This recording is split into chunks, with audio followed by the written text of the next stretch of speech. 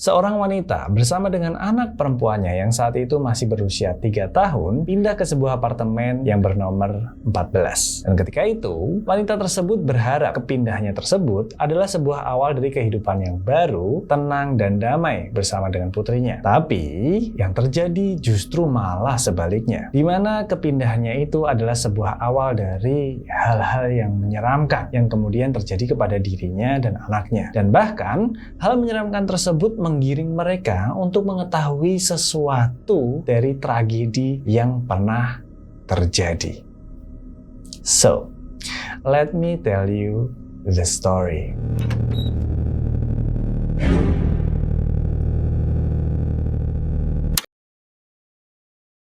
...31 Januari tahun 2000.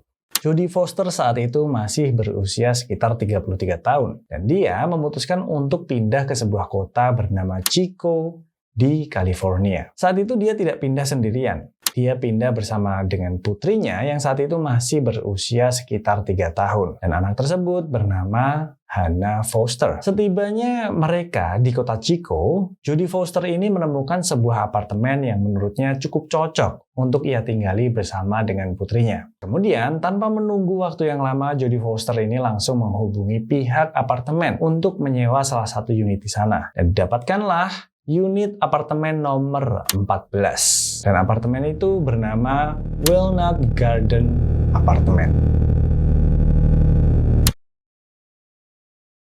Singkat cerita, setelah beberapa hari kepindahan Jodie Foster dan anaknya Hannah Foster ini di apartemen tersebut, Jodie mulai merasa agak tidak nyaman. Karena entah kenapa ya, lambat laun suasana di apartemen tersebut tuh mulai berubah. Yang tadinya biasa-biasa aja, lama-lama menjadi agak sedikit suram. Dan selain itu, Jodie juga sering tiba-tiba tuh mencium bau-bau yang menurut dia aneh. Dimana bau-bau ini itu tercium seperti bau-bau bahan kimia yang muncul entah dari karpet atau benda-benda semacamnya. Ya, tapi karena Jodie Foster ini mengingat kembali alasan kenapa dia pindah ke situ adalah untuk membuat hidup baru bersama dengan anaknya yang damai dan tenang, akhirnya Jodie Foster ini memilih untuk tidak terlalu menghiraukan hal-hal tersebut. Dia mencoba untuk terus beradaptasi di apartemen barunya. Nah, kejadian yang tidak wajar itu terjadi ketika Jodie Foster bersama dengan anaknya Hannah Foster itu akan pergi keluar rumah. Ya, sebagaimana mestinya ya, kalau mau keluar rumah ya pakai sepatu gitu kan. Nah, saat itu rak sepatu selalu ditempatkan di dekat pintu keluar oleh Jodie Foster. Saat mau keluar ini, Hannah Foster mau menggunakan sepatunya. Tapi ternyata dia tidak menemukan sepatunya di rak sepatu sebagaimana mestinya. Akhirnya dia tanya ke mamanya, ini sepatuku kok nggak ada di sini, Ma? Dan saat itu Jodie juga nggak tahu, karena ya harusnya ada di sana. Akhirnya Jodie ini mencoba buat cari ke sekitar apartemen. Dibantu dengan anaknya. Dia cari muter-muter sampai akhirnya ketemulah nih sepatu merah muda milik Hannah Foster. Sepatu ini ditemukan di tempat yang tidak seharusnya gitu. Jadi sepatu itu ada di atas ranjang dan tepat di tengah-tengah ranjang. Jodie Foster saat itu bingung.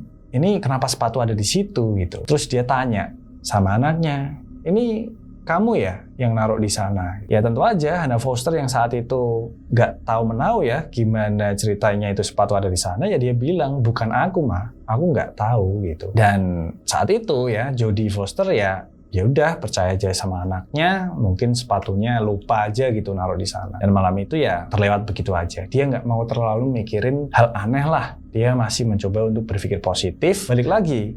Ya, alasan dia pindah ke situ pengen hidup tenang gitu. Jadi dia nggak mau mikir yang aneh-aneh. Tapi ternyata hal semacam ini terjadi berkali-kali dalam beberapa hari ke depan. Entah bagaimana, sepatu merah muda milik Hannah Foster ini itu selalu hilang dari rak dan kemudian selalu ditemukan di atas ranjang dengan posisi yang sama dan di tempat yang sama. Ya tentu aja. Hal semacam ini berulang terus. Jodie mulai kepikiran. Ini sebenarnya apa sih yang terjadi gitu? Dia mencurigai anaknya. dia mikir anaknya nakal gitu, ngerjain mamanya. Dia sampai nanya bener-bener nih, kayak menekan anaknya untuk mengaku apakah itu dia yang melakukan. Dan saat itu ya Hana sampai berani bersumpah gitu. Dia ngomong kalau bukan aku mah, aku nggak melakukan apapun, aku nggak tahu gimana ceritanya itu sepatu ada di sana.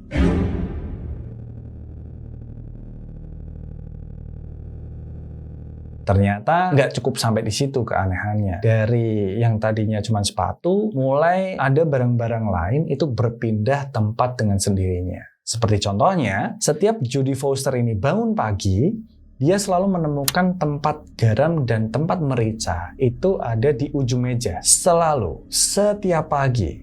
Dia pun nggak tahu siapa yang memindahkan itu, dan apa tujuannya, apa maksudnya gitu. Dan setelah itu, di tengah semua keanehan yang terjadi di apartemen tersebut, si Jodie ini pada suatu malam mulai bermimpi. Sesuatu yang sebelumnya tidak pernah dia mimpikan, bahkan dia pikirkan. Di dalam mimpinya, Jodie Foster ini itu melihat seorang gadis perempuan sedang berjalan di pinggir jalan kota Chico. Dan saat itu, datanglah suatu mobil menghampirinya, yang dimana di dalam mobil tersebut itu terdapat sepasang suami istri yang masih muda, dan mereka menawarkan ke gadis tersebut tumpangan. Setelah masuk ke dalam mobil, tidak lama kemudian si gadis itu ditodong sebuah pisau ke lehernya oleh si laki-laki. Dan setelah itu, laki-laki tersebut membekap gadis itu dari belakang dan memasukkan sesuatu ke mulutnya. Nah, setelah mengalami mimpi tersebut, si Jodie ini semakin bingung gitu. Dia sendiri nggak tahu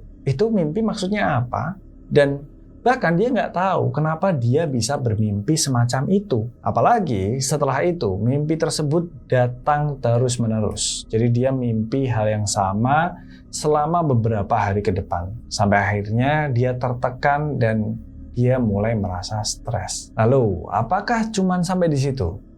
Tentu aja enggak. Suatu hari terjadi sesuatu yang semakin aneh, bahkan semakin membuat Jodie Foster ini itu khawatir. Suatu saat, Jodie mendengar anaknya, Hana Foster, itu tiba-tiba berbicara, "Hai," sambil melihat ke arah kamar. Saat itu, Jodie tanya nih ke Hana, "Loh, kamu ngomong sama siapa?" Dan kemudian Hana menjawab, "Aku berbicara dengan perempuan itu." Jodie bingung, perempuan yang mana? Karena di kamar itu nggak ada siapa-siapa, dan mereka di apartemen itu ya cuma berdua gitu kan. "Oh, tadi ada yang lewat di depan jendela ya? Terus kamu sapa?" Jodie nanya gitu ke Hana untuk memastikan. Hana menjawab, "Bukan, Ma. Aku sedang berbicara dengan perempuan itu. Perempuan yang menggunakan pakaian putih." Sekali lagi, dia menunjuk ke arah kamar. Jodie Foster yang saat itu sedang bingung dengan semua yang terjadi kepada dirinya dan tempat tinggalnya, semakin khawatir. Karena kali ini anaknya yang mulai bertingkah aneh. Dan apalagi semenjak itu, Hana memiliki teman baru yang disebut dengan My Liz. Sampai akhirnya dia menggambarkan Liz ini tuh seperti apa.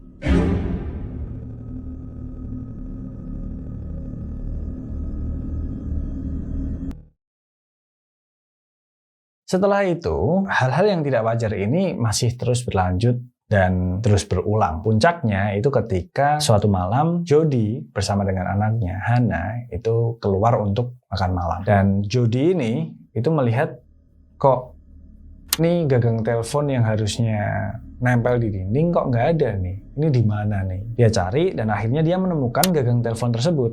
Itu ada di kamar belakang. Tapi di kamar belakang itu ada sesuatu hal yang aneh, di mana dia menemukan semua mainannya Hana itu ditumpuk menggunung di tengah ruangan. Dan selain itu, dia melihat ada sebuah boneka Ernie ya, milik Hana, ditumpuk di paling atas. Masalahnya, itu boneka nggak cuma ditaruh gitu aja. Boneka itu ditaruh di paling atas dengan kondisi lehernya terikat dengan tali sepatu. Seakan-akan boneka ini mau gantung diri. Melihat hal tersebut, Jody kayak rasa takutnya meledak. Dia menganggap itu adalah sebuah ancaman. Sampai akhirnya dia merasa takut luar biasa dan dia memutuskan untuk menelpon pihak kepolisian untuk melaporkan hal itu. Dan sayangnya malam itu laporan tersebut tidak terlalu direspon serius oleh pihak kepolisian. Sampai kemudian pada malam harinya saat si Jody tidur bersama dengan anaknya ya, dia terbangun di tengah malam karena mendengar suara yang berisik.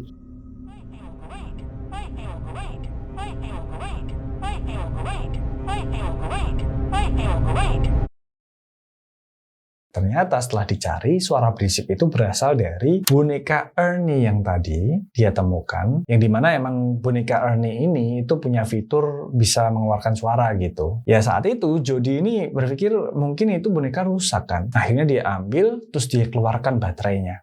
Terus dia taruh lagi. Nah, tidak lama setelah itu terdengar suara dari tempat di mana dia meletakkan boneka Ernie itu. Setelah dia lihat, ternyata itu adalah suara dari boneka Ernie itu lagi. Tapi kali ini dia menyanyikan lagu Twinkle Twinkle Little Star. Ya tentu aja, Jody takut luar biasa. Karena dia yakin dia sudah mengeluarkan baterai dari boneka tersebut. Akhirnya dia lari menuju ke anaknya. Dan saat itu juga tiba-tiba aja nih, semua lampu di apartemennya itu menyala.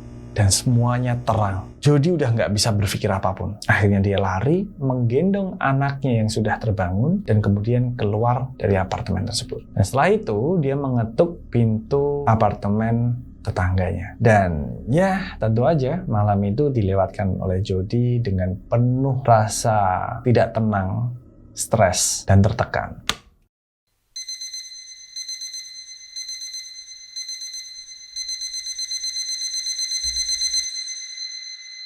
Sampai di pagi harinya, si Jody ini merenung gitu di pinggir kolam renang yang ada di apartemen tersebut. Dia merenung sambil memikirkan sebenarnya apa sih yang terjadi dan dia harus seperti apa setelah ini dan sebagainya. Dan saat dia merenung di sebelah kolam itu, datanglah nih seorang pria tua sambil membawa anjingnya. Yang ternyata dia ini adalah tetangga dari Jodie Foster ini. Nah, pria tua ini bilang ke Jody bahwa sebenarnya selama ini penghuni dari apartemen nomor 14 itu tidak pernah bertahan lama. Setelah mereka pindah ke sana, biasanya mereka langsung pindah lagi keluar dari apartemen tersebut. Lalu ya kemudian Jody ini nanya, emang kenapa gitu kok orang-orang pada nggak tahan di tempat itu? Terus si pria tua ini itu menceritakan bahwa dulu ada seorang gadis yang menghilang dan dia tinggal di apartemen tersebut. Hingga saat ini, gadis tersebut tidak pernah ditemukan.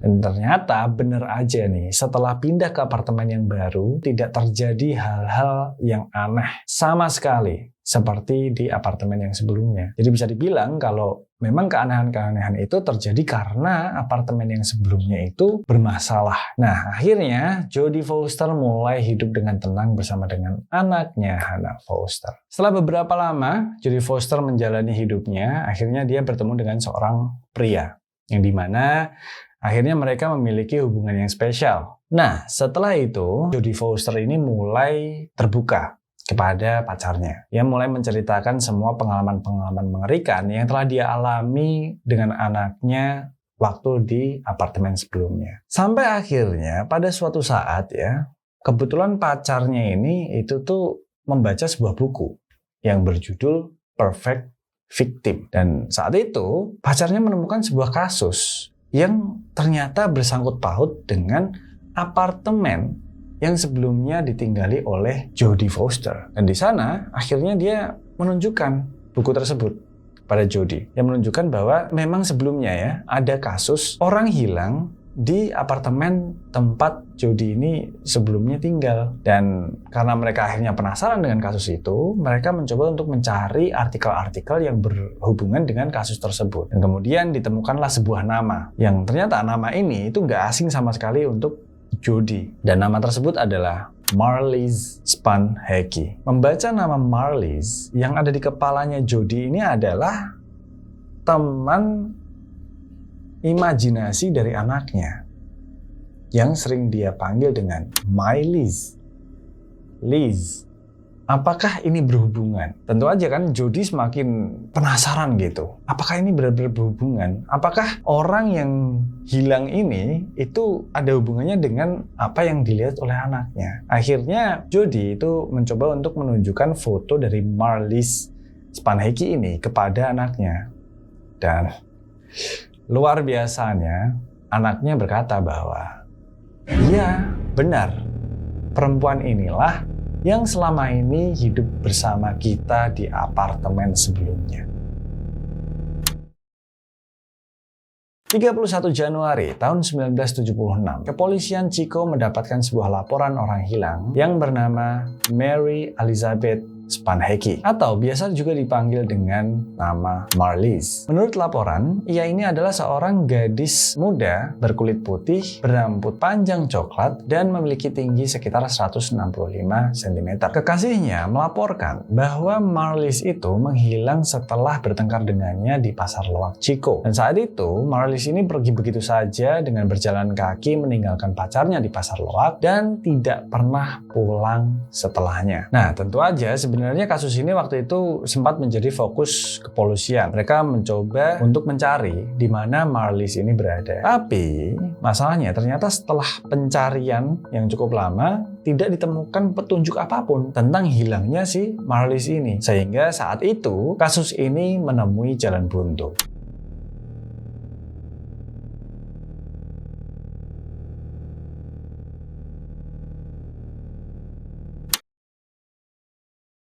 Pada tanggal 7 November 1984, 8 tahun setelah kasus hilangnya Marlies ini, ada seorang perempuan datang ke sebuah gereja. Dan dia menceritakan sesuatu yang membuat pihak gereja ini cukup shock. Sampai akhirnya pihak gereja menghubungi pihak kepolisian untuk mendengarkan secara langsung pengakuan dari perempuan tersebut. Dan perempuan tersebut bernama Janice Hooker. Nah, Janice Hooker ini melakukan pengakuan gitu bahwa suaminya pada tahun 1976 pernah menculik seorang gadis dan kemudian membunuhnya di kota Chico, California. Nah, Janice ini akhirnya kenapa kok melaporkan hal ini? Karena dia sudah mencapai titik di mana dia merasa sangat terancam dengan suaminya. Selain itu, dia juga sudah lelah gitu, merasa dihantui selama bertahun-tahun dengan rasa bersalah. Akhirnya itu kenapa dia mencoba untuk melakukan pengakuan dan laporan tersebut. Dan setelah itu, kemudian Janice didampingi dengan pengacaranya melakukan wawancara khusus dengan pihak kepolisian untuk menceritakan semua hal yang telah dilakukan oleh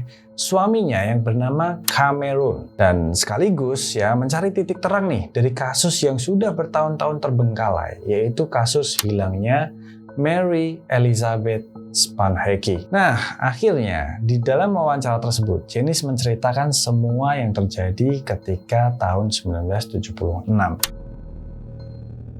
Di mana saat itu Janice ini sedang berkeliling bersama suaminya bernama Cameron dengan menggunakan mobil di wilayah Chico, California. Dan saat itu mereka melihat ada seorang gadis berjalan sendirian di pinggir jalan. Kemudian Cameron pun menghampiri gadis tersebut dan menawarkan tumpangan kepada gadis itu. Dan setelah itu si gadis masuklah ke dalam mobil dan Cameron menanyakan, "Siapa namamu?" Gadis itu menjawab, "Namaku Marlies Spanheke." Nah, setelah itu, di pertengahan jalan, Cameron itu mengeluarkan pisaunya dan menodongkan pisau tersebut ke leher Marlies. Marlies tidak bisa berkutik dan seketika Cameron langsung membekap dan membiusnya sampai akhirnya Marlies pingsan. Setelah pingsan, Cameron ini kemudian memasangkan borgol di tangannya. Dan setelah itu memasangkan sebuah kotak terbuat dari kayu di kepala Marlies. Yang dimana kotak ini sebenarnya memang kotak khusus yang sudah dipersiapkan oleh Cameron. Itu adalah kotak ciptaan Cameron yang dibuat dari kayu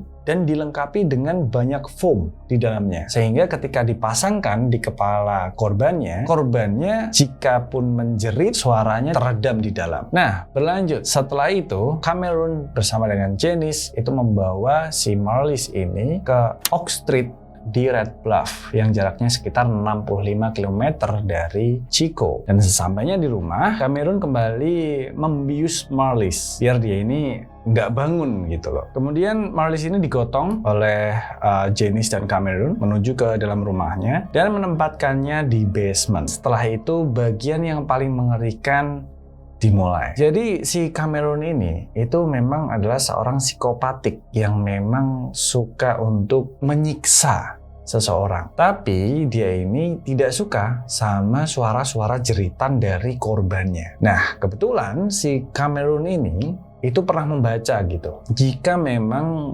ingin orang itu tidak bisa mengeluarkan suara lagi, dia harus memotong pita suara orang tersebut. Nah, dari sanalah kemudian si Cameron ini punya ide gitu. Gimana caranya biar Marlies ini itu bisa menjadi budak seks sempurnanya, di mana dia bisa menyiksa, menggunakan Marlies dengan sesuka hatinya tanpa harus khawatir Marlies akan menjerit atau merintih. Akhirnya si Cameron membawa Marlies ini ke kamar mandi dibantu oleh Janice dan kemudian memotong bagian leher dari Marlies. Dan setelah itu ya, dia mencoba untuk mencari tuh di mana bagian pita suara di tenggorokan Marlies. Tentu aja ya, nggak ketemu. Karena memang si Cameron ini itu memang tidak punya ilmu apapun tentang bagaimana cara memutus atau memotong pita suara tersebut. Dia ngasal aja gitu. Sehingga banyak sekali darah mengucur keluar. Nah, karena panik ya, akhirnya dia menghentikan apa yang dia lakukan itu dan segera membawa Marlies kembali ke basement dengan bantuan si Janice. Saat itu Janice nih sebenarnya nggak kuat gitu. Dia udah nggak bisa, dia udah ketakutan sebenarnya. Tapi Cameronnya itu malah justru mengancam Janice. Katanya kalau dia nggak mau bantuin, Janice akan merasakan hal yang sama dengan apa yang dirasakan oleh Marlies. Setelah Marlies dibawa ke basement, Cameron ini itu mengikat tubuh Marlies di bagian lehernya, lalu kemudian digantung. Jadi terlihat seperti orang yang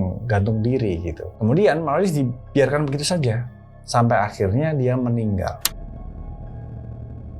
Dan setelah itu sekitar jam 2 pagi, Cameron mengajak Janice untuk membuang jasad dari Marlies dan mereka membawanya ke Taman Nasional Lassen yang jaraknya sekitar 35 km dari tempat mereka tinggal. Sesampainya di Taman Nasional Lassen ini, Cameron kemudian menggali sebuah lubang yang tidak terlalu dalam, yang cukup dangkal, dan kemudian mengubur jasad Marlies di sana. Setelahnya, Cameron pun tidak lupa gitu untuk membakar semua pakaian Marlies ini beserta semua barang-barangnya agar tidak meninggalkan jejak sama sekali. Itu kenapa tidak ada satupun bukti atau petunjuk tentang hilangnya Marlies atau penculikan Marlies dan pembunuhan Marlies sampai di mana cerita ini kemudian diceritakan oleh Janice kepada kepolisian. Sehingga saat itu pun satu-satunya petunjuk tentang hilangnya Marlies ini cuman dari cerita Janice aja. Nggak ada bukti apapun, nggak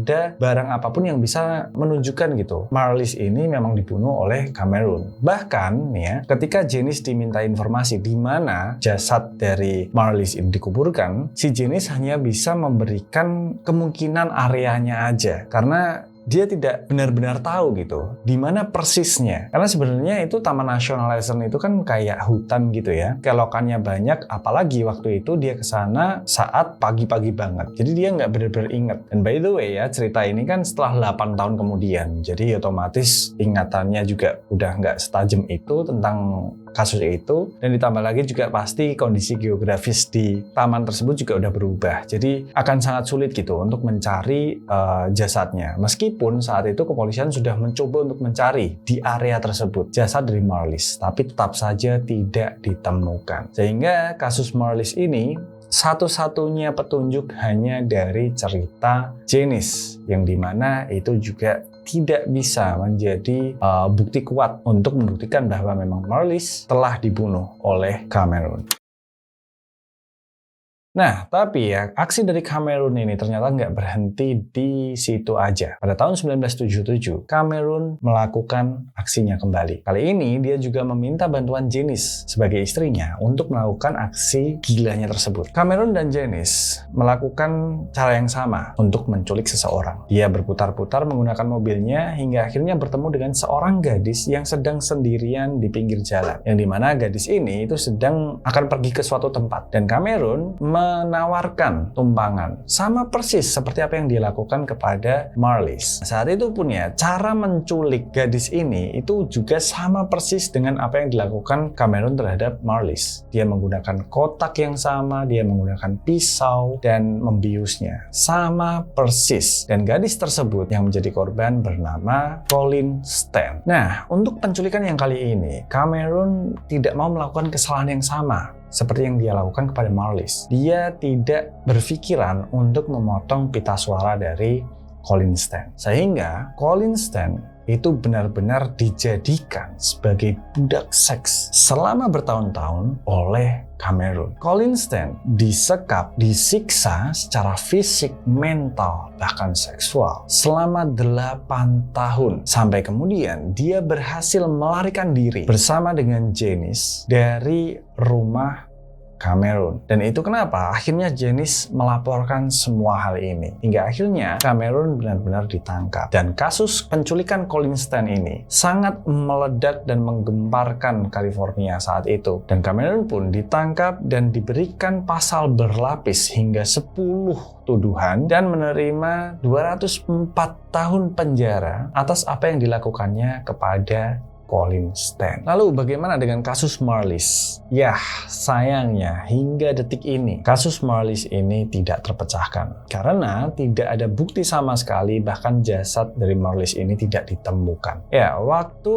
Cameron ini disidang, kasus tentang Marlies ini tidak dibahas sama sekali. Bahkan dari pihak jaksa itu menyarankan untuk tidak sama sekali membahas tentang kasus Marlies ini di persidangan karena takutnya dengan tidak adanya bukti tentang pembunuhan Marlies yang dilakukan oleh Cameron itu justru malah nanti bisa meringankan hukuman dari Cameron. Lalu apakah si Cameron ini sebelumnya belum diinvestigasi gitu, ditanyai tentang si Marlies ini? Ya tentu aja udah. Sayangnya Cameron tidak mengakuinya sama sekali. Bahkan dia mengaku bahwa dia tidak tahu siapa itu Marlies sehingga tidak ada bukti gitu. Apakah memang Cameron ini benar-benar membunuh Marlies? Walaupun Janice adalah saksi hidup di mana Cameron memang benar-benar membunuh Marlies. Ya, sayangnya. Jadi bisa dibilang kasus Marlies ini hingga sekarang masih terbengkalai gitu aja, tidak selesai meskipun pelakunya sudah masuk penjara. Nah, itu tadi adalah cerita dari kasus Marlies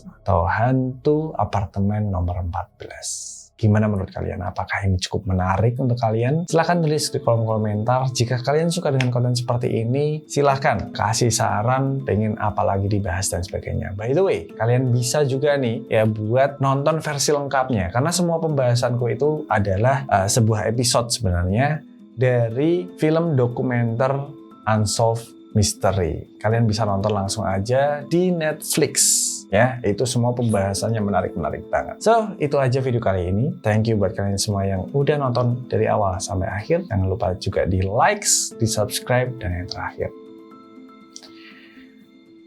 Bye.